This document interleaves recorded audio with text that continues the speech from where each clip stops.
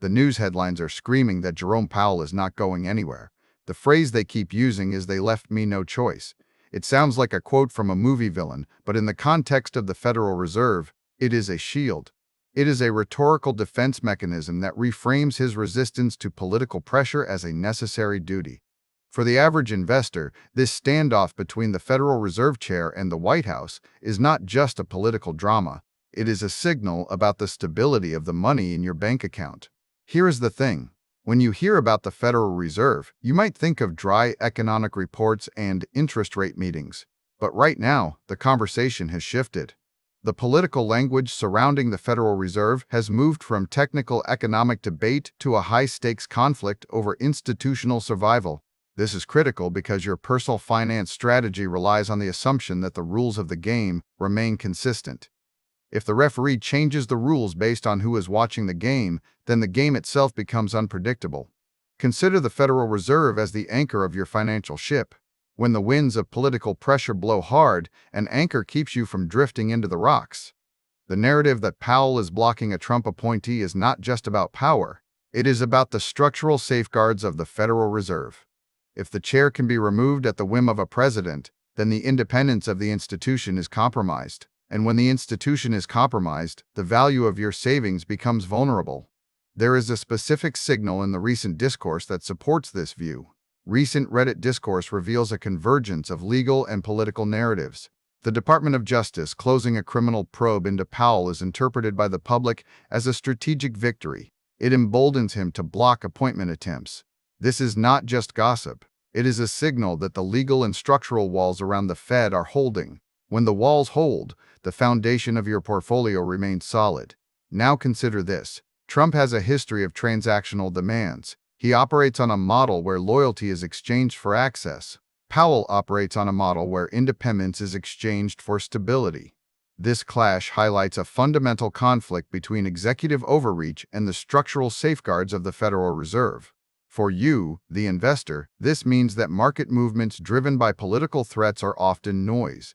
They are designed to create volatility, but volatility is not the same as value destruction. The interplay between these two figures highlights a crucial lesson for your wallet. The independence of the Fed chair is now a central litmus test for political neutrality. The public is increasingly viewing the removal of Powell as a direct threat to the rule of law rather than a policy disagreement.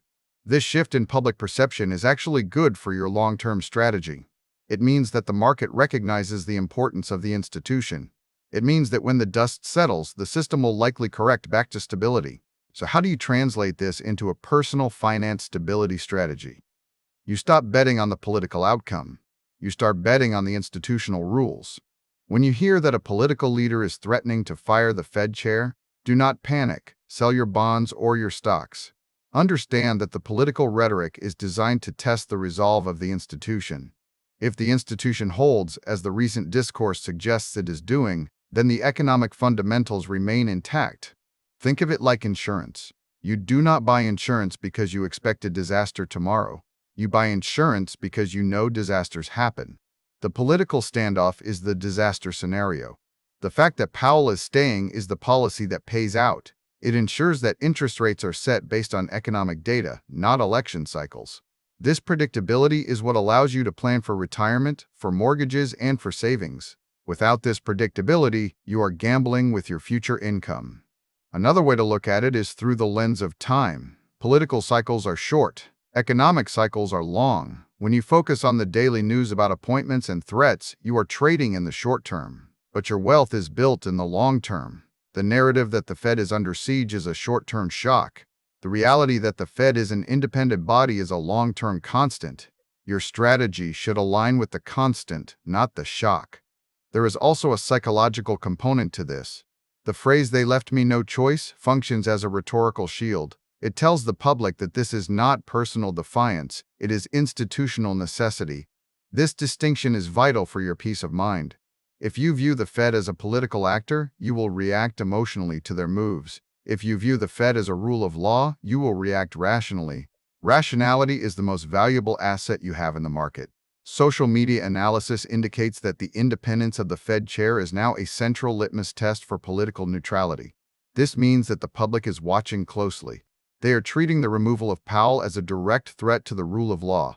This collective awareness acts as a buffer.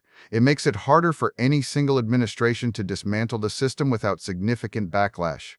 This adds a layer of protection to your investments that you might not see in the spreadsheets. So what should you do when you hear the next headline about the Fed? You should take a breath. You should recognize the pattern. You should remember that the phrase "they left me no choice" is about defense, not aggression. It is about protecting the value of your currency. When you understand that, you stop reacting to the noise. You stop checking your portfolio every hour. You focus on the underlying assets that generate value regardless of who is in the White House.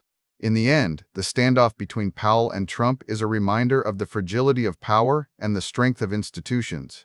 It is a lesson in knowing what you can control. You cannot control the president. You cannot control the headlines. You can control how you interpret them. You can control your asset allocation. You can control your asset allocation.